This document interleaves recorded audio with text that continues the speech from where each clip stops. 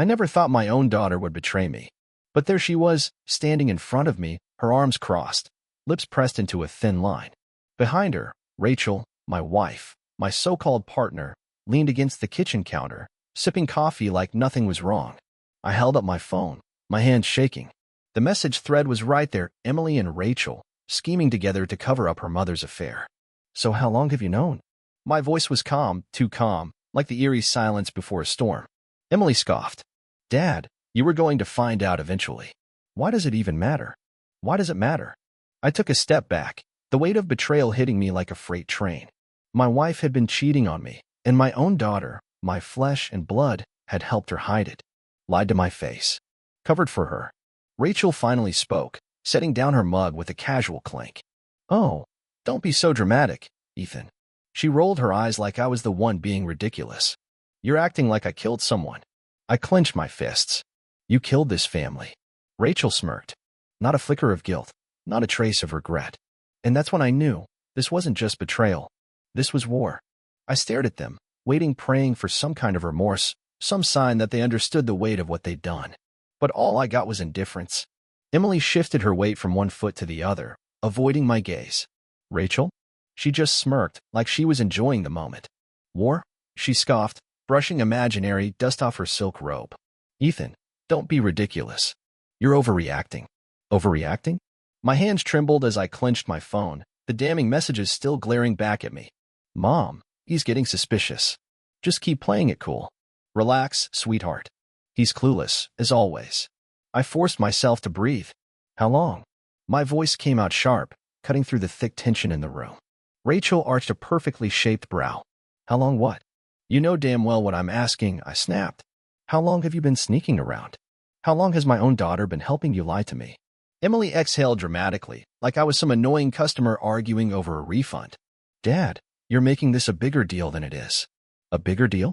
My own daughter had been covering for my wife's affair, and she acted like it was just a minor inconvenience. Rachel chuckled, completely unbothered. Ethan, sweetheart, this isn't some crime. I'm not the first woman to get a little bored. Bored. That's what I was to her now. Just a phase she outgrew, like an old purse she tossed into the back of the closet. I took a step closer, lowering my voice. You threw away everything. And for what? Some cheap thrill. Rachel met my eyes, and for the first time, I saw something that sent ice through my veins. Not guilt. Not regret. Amusement. You were always so predictable, she said with a sigh. Always so desperate to be the good husband. The perfect father. But let's be honest, Ethan, you were never enough. The words hit harder than any punch ever could. Emily finally spoke up, her voice laced with irritation. Dad, can we just move on from this? I helped Mom because I didn't want you to freak out like this. And see? I was right. I let out a bitter laugh. Move on? You expect me to just, what? Pretend this never happened? Rachel shrugged. That would be the mature thing to do. Mature. Unbelievable. I exhaled sharply, running a hand through my hair. I wasn't going to win this argument, not now. Not like this. My pulse pounded in my ears, the weight of betrayal crushing down on me. Rachel turned away, already bored of the conversation. You're making a scene, Ethan. Maybe take a walk, cool off. You'll see how silly this all is once you calm down. Silly. She had gutted our marriage, shattered our family, and she thought this was silly. I turned on my heel and walked toward the front door. Not because I was giving up, but because I was done playing their game. They wanted to treat me like a fool? They wanted to mock me for trusting them? Fine. Let them think I was weak. Let them believe I'd just roll over and accept it. They had no idea what was coming. The cold night air hit me like a slap as I stepped outside, but it was nothing compared to the ice in my veins. My mind was racing, heart pounding like a war drum. Rachel's words echoed in my head. You were never enough. Lies. All of it. For 15 years, I had built a life with that woman, given her everything. And my daughter? The little girl I raised, protected, sacrificed for, she had betrayed me too. I walked down the driveway, fist clenched, thoughts spiraling. If I had stayed in that house a moment longer, I wasn't sure what I would have done. Not to them. No, they weren't worth it. But to myself. Because the rage, the humiliation, the disgust was eating me alive. I needed a plan.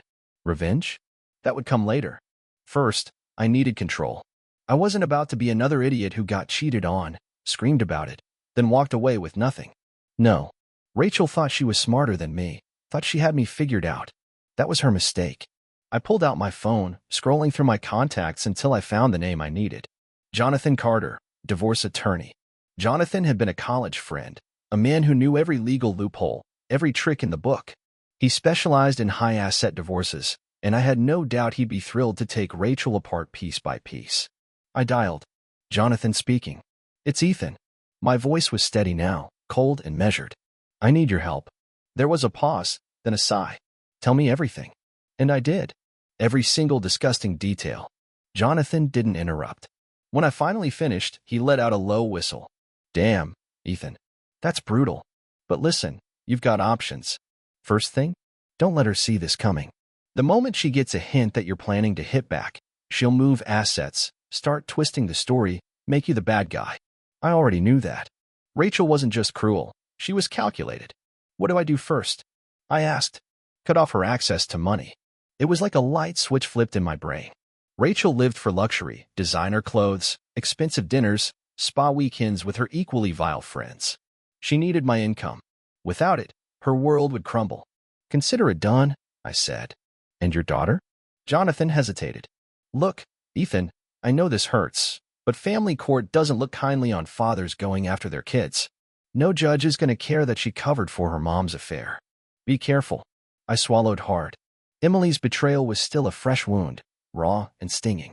She wasn't a child anymore. She was 19, old enough to make her own choices.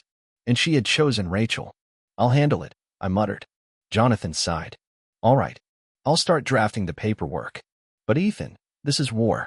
And in war, the one who stays calm wins. War. That word again.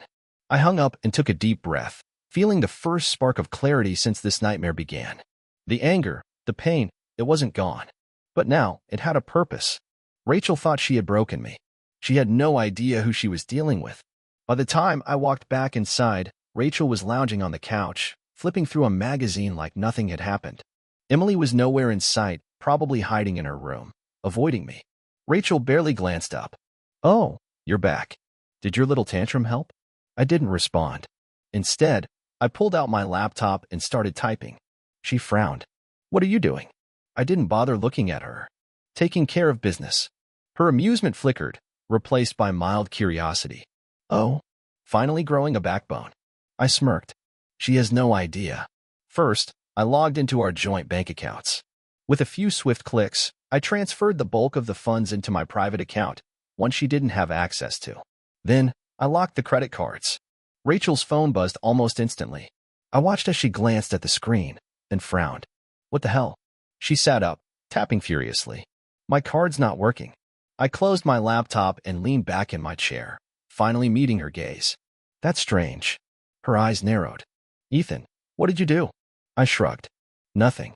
Just made sure my money isn't being spent on my wife's affair. She stared at me, processing. Then she laughed. Oh, come on.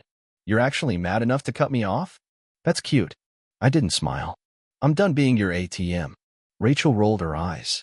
Ethan, let's be real. You need me. You won't last a week without my help. I let out a low chuckle. That's where you're wrong. Her phone buzzed again. More notifications. A delayed reaction, but now she was realizing her access to my income was gone. The smile faded from her face. You son of a... Careful, I warned, my voice like steel. Watch how you talk to me. Things are about to change. She threw her phone onto the couch, standing up. Fine. You want to play games? Let's play. She turned and stormed upstairs, probably to call her boyfriend for comfort. Good. Let her think she still had control. By the time she realized how wrong she was, it would be too late. Rachel stormed upstairs, her footsteps heavy, her fury obvious. Good. Let her rage. Let her scream into her phone, whine to her boyfriend, maybe even call her friends to plot her next move. It didn't matter. She was already losing, and she didn't even know it yet. I stayed in my seat, heart still pounding, but this time, it wasn't from anger, it was from control. For the first time in years, I wasn't the one being manipulated. I wasn't the clueless husband she strung along while she had her fun. I pulled out my phone again and scrolled through my saved contacts. Mark Reynolds, private investigator. Rachel thought she was untouchable, that no matter what, I'd never actually do something about her betrayal. She had no idea what was coming. I tapped the call button. Mark Reynolds speaking. Mark, It's Ethan Carter. I need you to dig up every piece of dirt you can on my wife. I don't care how small it is, texts, emails, photos, credit card statements. I want everything. There was a brief pause, then a low chuckle. Finally waking up. Huh? More than you know, I muttered. I can get you what you need, Mark said. But if she's been careful, it might take time. Do whatever it takes. Money isn't an issue. Got it. I'll start tonight. I ended the call, exhaling slowly. Rachel thought she had won, that she could keep her cushy lifestyle while making a fool of me.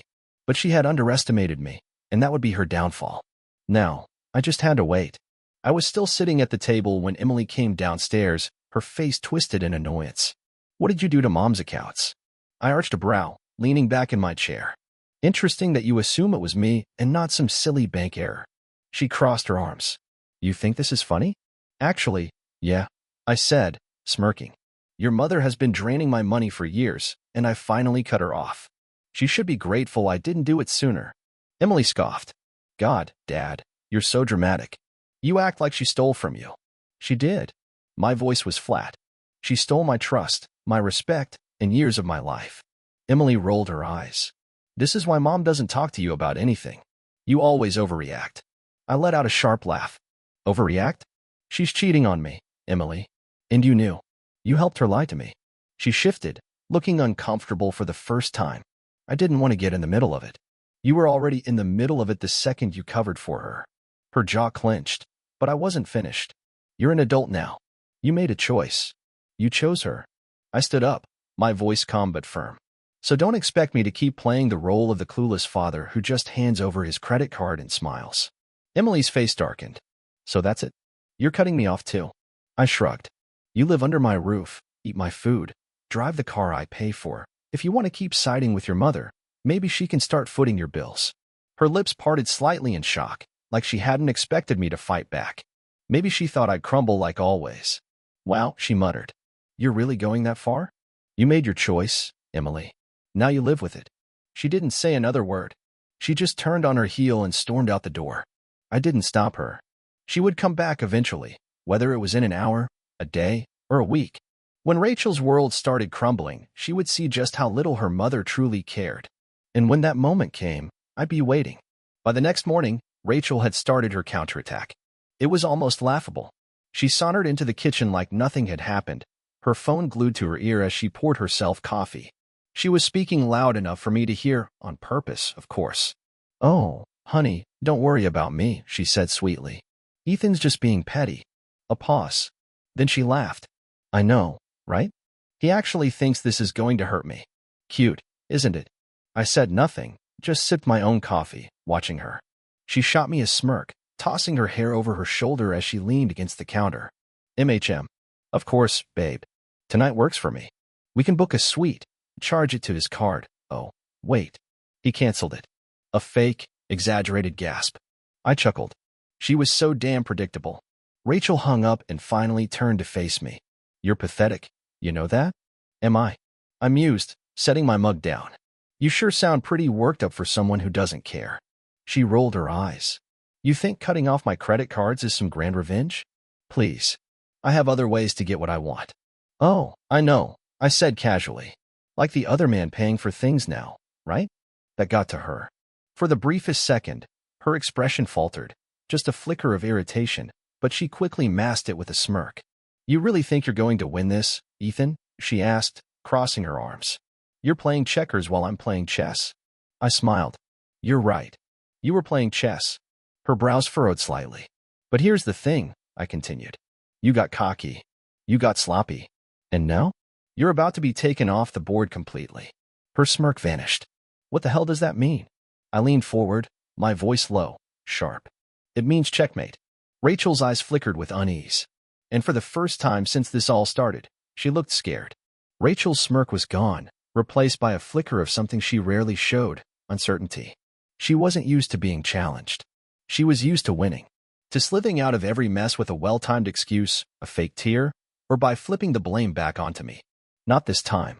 She set down her coffee cup with a clink, folding her arms. You're being dramatic, Ethan. What do you even think you know? I chuckled, shaking my head. Rachel, you keep acting like I'm the same clueless fool you've been playing all these years. I leaned against the counter, enjoying the way her posture stiffened. I know about James. I know about the secret hotel meetups. I know how you used our daughter to cover for you. She blinked, and for a split second, she actually looked stunned. But Rachel was a master manipulator. She recovered fast, forcing a laugh. Oh my God, Ethan. Do you hear yourself? You sound insane. I tilted my head. Do I? She scoffed. You always twist things. James is a friend. I can't believe you're seriously accusing me of. I cut her off by tossing my phone onto the counter between us. The screen was lit up with a picture, one taken last night by Mark, my private investigator. Rachel, standing outside a hotel, lips locked with James. Her face went pale. I watched her throat bob as she swallowed hard, scrambling to recover. That's not it. Oh, and there's more. I swiped to the next image. Rachel, slipping into a hotel room. Another swipe, James following right behind her. She didn't speak this time. No fake laughter. No condescending remarks. She knew she was caught. I leaned in slightly, lowering my voice. Tell me, Rachel, was it fun? Lying to me every day? Using our daughter as your little alibi? Her jaw clenched, but she said nothing. I nodded, exhaling slowly. That's what I thought. For the first time, Rachel had no comeback. No sharp insult. No fake tears. Just silence. I picked up my coffee again, taking a slow sip, letting the weight of the moment sink in. You really thought you'd never get caught, I mused. That I'd just keep playing the idiot husband while you ran around with him. Rachel's nostrils flared. And what? You think you're some victim? Please, Ethan. Our marriage has been dead for years. I let out a sharp laugh. Dead? No, Rachel. You killed it. I spent years trying. I stayed through the lies, through the manipulation, through every gaslighting excuse you threw at me. You didn't want a husband. You wanted a paycheck. Her eyes burned with anger, but I wasn't done. You used me, I said quietly. And you used Emily too. You let her cover for you because you're too much of a coward to face the consequences of your own choices. That's not true, she snapped. Isn't it? I shot back. Then tell me, Rachel, what was the plan? String me along while you screwed around? Wait until I was too broken to leave, then drain me dry. Her lip curled. You made me do this. I froze. Rachel took a step forward, her voice rising. Do you really think I wanted this? To go behind your back? No, Ethan, I wanted a real marriage. A real partner. But you were always so damn boring. Always working. Always acting like some perfect husband when you weren't even there. I stared at her, disgust twisting in my stomach. So let me get this straight, I said slowly. You cheated on me, used our daughter to cover it up, spent my money on your little rendezvous, and it's my fault? She lifted her chin defiantly. Yes. I laughed. Not a bitter laugh. A real, genuine laugh. Because this was just so perfectly Rachel. No guilt. No shame. Just pure, unfiltered selfishness. You know what? I said, shaking my head. I used to wonder if I was crazy. If I was too hard on you. If I was imagining things. I met her gaze, my expression hard. But now, I see you for exactly what you are. Her eyes narrowed. And what's that? I smiled coldly. A parasite. Rachel's face contorted in rage. You bastard. She grabbed my coffee cup and threw it at me. I dodged just in time. The cup shattered against the wall, coffee splattering onto the floor. And just like that, the real Rachel was out. No more fake smiles. No more manipulative sweet talk. Just pure, vicious anger. Get out, I said calmly. Her chest rose and fell rapidly. Excuse me. You heard me, I said. Pack your things. You're done here. Rachel's lips curled into a sneer. You can't force me out of this house. I smirked. Oh, but I can. I reached into my pocket and pulled out a folded piece of paper. Her eyes flickered to it, her confidence faltering. What's that? I unfolded it slowly. Divorce papers. Rachel's face went slack. And before you start screaming, I added, let me save you the trouble. The house? Mine. The car? Mine. The money? Oh, you're not getting a dime. Not after I show the court the little photo album my private investigator put together. Her breath hitched. I leaned in one last time. So I'll say it again, Rachel. Pack your things. For the first time since I'd met her, Rachel looked truly afraid. And it was the most satisfying thing I had ever seen. Rachel stood frozen, her face a mask of rage and disbelief. For years, she had controlled every situation, twisted every narrative, made me question my own reality. But now, the power was slipping from her hands, and she knew it. The tension in the room was suffocating, thick with unspoken words and the weight of betrayal. I could see her mind racing, trying to calculate an escape, a way to turn this around. But there was no escape this time. No lies to save her. No manipulation to twist the truth in her favor. The walls were closing in. She lunged forward, snatching the divorce papers from my hand, her fingers trembling as she skimmed through the lines. A bitter laugh escaped her lips, hollow and sharp. "You think this is over?" she spat, crumpling the papers in her fist. "You think you can just kick me out and erase me from your life?" I leaned against the counter, arms crossed, completely unfazed by her outburst. "That's exactly what I think." Her breathing was ragged, her chest rising and falling too quickly. "You self-righteous bastard," she hissed. "You think you're so much better than me? You're not. You're a pathetic little man who let his wife slip away right under his nose. And now you're acting like you're the victim." I let out a slow exhale, shaking my head. "You're unbelievable, Rachel. Even now, after everything, you still refuse to take any responsibility. You used me. You used our daughter." My voice hardened. "And you think I should feel sorry for you?" Her face twisted in fury, and before I could react, she slapped the divorce papers against my chest with all the force she could muster. "I'm not signing a damn thing," she snarled. "You can take your little threats and shove them." I smirked, shaking my head. "You will, because you have no choice." I turned, walking calmly to the kitchen drawer and pulling out a thick envelope. Rachel's eyes followed my every move, suspicion flickering across her face. I tossed the envelope onto the counter in front of her. "Go ahead," I said. "Take a look." She hesitated, then ripped the envelope open, pulling out the neatly organized documents inside. The color drained from her face as she flipped through them: bank statements, credit card reports, hotel receipts, screenshots of her messages with James. And at the very bottom, a copy of the prenuptial agreement she had so arrogantly dismissed when we first got married. Rachel's hands began to shake. "You really thought you were untouchable, didn't you?" I said, my voice eerily calm. "You spent years spending my money, living in my house, thinking that when this all came crashing down, you'd still walk away with half of everything." I tapped the prenuptial agreement with my finger. "But this says otherwise." She was spiraling now, her mind scrambling to find a way out, but there was no way out. Every carefully laid plan she had crafted over the years was falling apart in front of her eyes. Her breathing grew uneven. "You can't do this," she whispered, though the desperation in her voice betrayed her bravado. I stepped closer, my voice dropping just above a whisper. "Watch me." For the first time in our entire marriage, Rachel wasn't the one in control. And she hated it. She grabbed the papers, her fingers gripping them so tightly they crumpled under her grasp. "You think you've won?" she hissed, her voice dripping with venom. "Fine. You want a divorce? You'll get one. But don't think for a second that I'll make this easy for you." I shrugged, completely unbothered. "Do whatever you want. It won't change the outcome." Rachel let out a frustrated scream, slamming her hand against the counter. She was unraveling, and it was glorious to watch.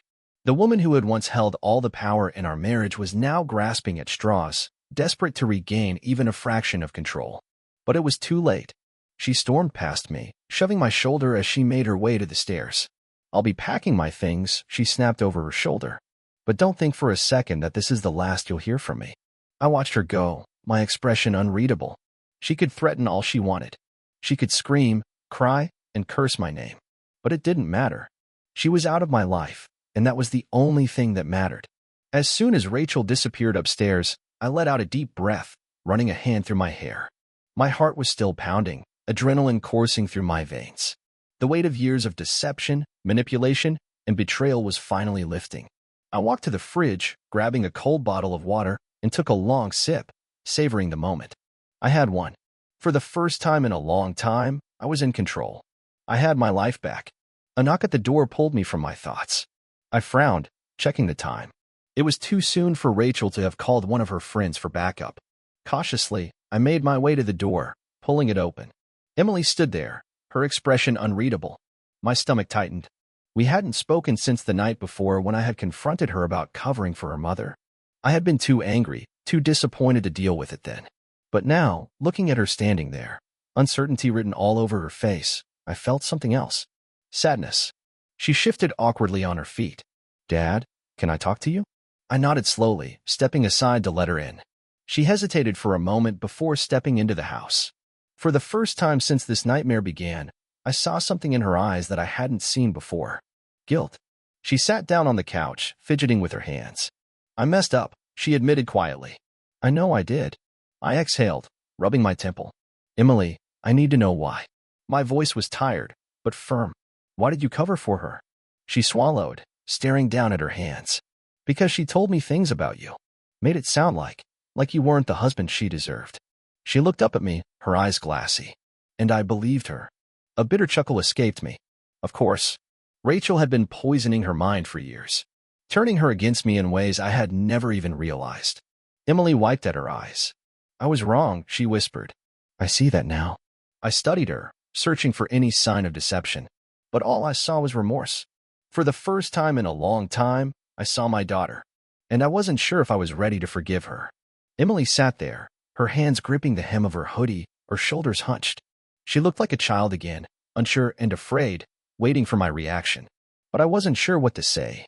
The betrayal from Rachel had been expected, even inevitable. But my own daughter? That had cut deeper than anything. I crossed my arms, leaning against the counter. You believed her, I repeated, my voice void of emotion. And what exactly did she tell you? Emily hesitated, biting her lip. That you didn't love her anymore. That you ignored her, made her feel unwanted. She said you didn't care about the marriage, that you were just going through the motions. And that James, that he was there for her in ways you weren't. I let out a slow exhale, staring at the floor. Rachel really had been spinning her web for years. And Emily, being young, had been caught in it. But what hurt the most was that she hadn't even thought to ask me. She had just taken her mother's words as truth, no questions asked. Did you ever stop to think, even for a second, that she might be lying? I asked, finally looking at her. Emily flinched, but didn't look away. I don't know. Maybe. But she's my mom. I trusted her. A humorless chuckle escaped me. You trusted her, I repeated. And now what? Now that you know she's been lying to both of us, what do you feel? Emily swallowed hard, blinking rapidly. Like an idiot, she muttered. Silence filled the room. I sighed, rubbing my temple. Do you even know how much it hurt to realize my own daughter was helping her mother betray me? She winced at my words, but I didn't hold back. I spent my whole life providing for this family. Everything I did, everything I built, was for you and your mother. And this is what I get in return. I gestured vaguely. This mess? My wife sleeping around, and my daughter helping cover it up. Emily sniffled, wiping at her nose. I didn't think. That's the problem, I cut in. You didn't think. She opened her mouth to say something, but I raised a hand. No, I'm not going to sit here and let you make excuses. I don't care if your mother brainwashed you. I don't care if you thought you were protecting her. You're old enough to know right from wrong, Emily. And you knew what she was doing was wrong. Tears welled in her eyes, and for a moment, I almost softened. Almost. But the pain was too raw, too fresh. You disappointed me, I admitted, my voice quieter now. More than I ever thought possible.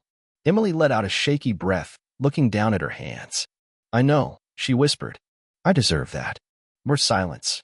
She shifted in her seat, voice barely audible. Is there any way I can fix this? I stared at her, feeling the weight of everything crashing down on me. Could she fix this? Could anything fix this? I didn't know. The next morning, I woke up to the sound of something smashing downstairs. For a moment, I thought maybe Emily had knocked something over in the kitchen. But then I heard her voice. Rachel. I threw on a shirt and stormed downstairs, only to find her in the middle of the living room, throwing framed photos onto the ground. Shards of glass littered the floor, our wedding picture lying face down in the mess. Are you out of your damn mind? I barked, storming toward her. She spun around, eyes wild. You think you can just throw me out like trash? She screeched. You think I'm just going to roll over and let you take everything? I clenched my jaw. That's exactly what's happening, Rachel. Whether you like it or not. She let out a bitter laugh, shoving a hand through her tangled hair. You really think this is over? That you've won? She stepped closer, her voice lowering into a venomous hiss. I always win, Ethan. Always. I crossed my arms, unimpressed. Not this time. Her lips curled into a twisted smirk. Oh, we'll see about that. Before I could react, she reached into her bag and pulled out her phone. A second later, my own phone buzzed in my pocket. I pulled it out and felt my stomach drop. An email. From my company's HR department. I clicked it open, my pulse pounding. Mr. Carter, we regret to inform you that serious allegations have been brought against you. Effective immediately, you were placed on administrative leave pending investigation. A cold chill ran down my spine. What the hell did you do? Rachel smiled sweetly. Just even the playing field. I clenched my fists. You filed false claims against me? She shrugged. What's that saying? Hell hath no fury like a woman scorned. Rage boiled in my chest. You really are insane. Rachel stepped closer, her perfume sickly sweet in the air. I told you, Ethan. You don't get to win. If I'm going down, I'm taking you with me. I took a deep breath, forcing myself to stay calm. You're making a mistake, Rachel. She smirked. No, you made the mistake when you thought you could outplay me.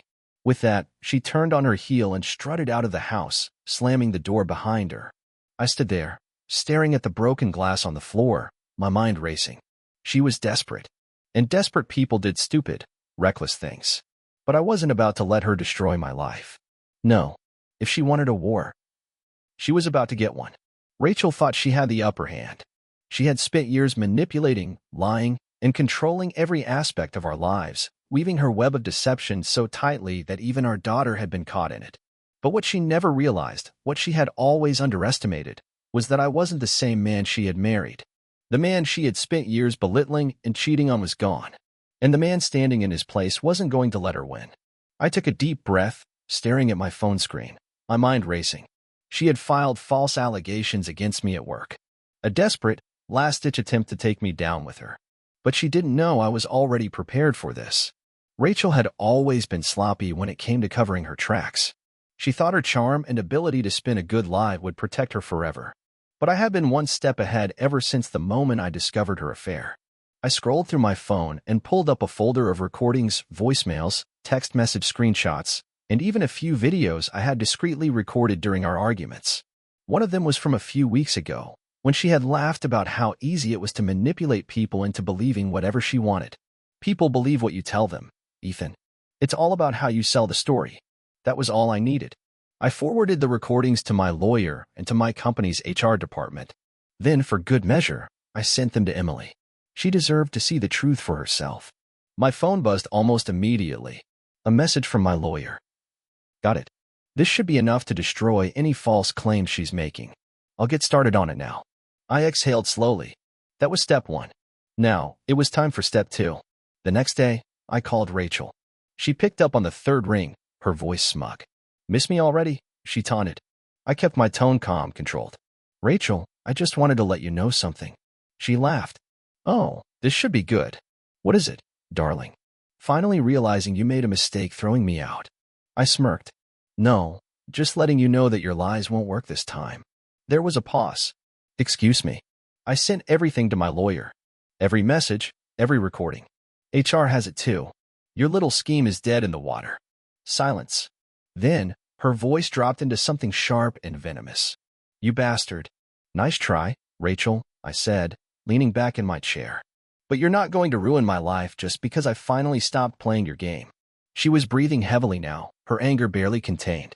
You think you've won? You think this is over? I chuckled. Oh, it's far from over. See, I'm just getting started. I hung up, and then I filed for full custody of Emily. Rachel's downfall was quicker than even I expected. The evidence I had was overwhelming. The judge took one look at the messages, the recordings, and the financial records showing how she had drained our accounts to fund her affair, and it was game over. Her lawyer tried to argue that she was a dedicated mother and that she deserved joint custody, but the judge wasn't buying it, especially after Emily, my own daughter, who had once believed every lie her mother told her, took the stand and broke down crying about how manipulated she had been. I didn't know, Emily admitted in court. I trusted her, but she used me. She used everyone. Rachel turned to glare at Emily, whispering something under her breath, but the damage was done. By the time the final verdict was read, Rachel's face was pale. I was granted full custody. She was left with nothing. The day she packed her things and left the house for good, I watched from the doorway. She paused by the car, turning to look at me one last time. You really think this makes you the good guy? She sneered. I shrugged. I don't need to be the good guy. I just needed to stop you. She scoffed, shaking her head before getting in her car and driving off. Emily stood beside me, watching her mother disappear down the street. Do you think she'll ever change? She asked quietly. I let out a slow breath. No, but that's not our problem anymore. For the first time in years, I felt free. And as Emily and I stepped back inside our home, I knew that we were finally moving forward.